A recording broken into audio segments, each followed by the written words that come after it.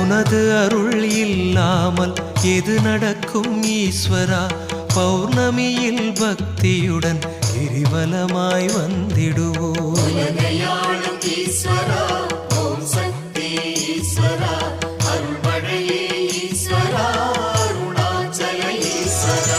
கனவெல்லாம் நனவாக கை கொடுக்கும் ஈஸ்வரா, பௌர்ணமியில் பக்தியுடன் கிரிவலமாய் வந்திடுவோம்.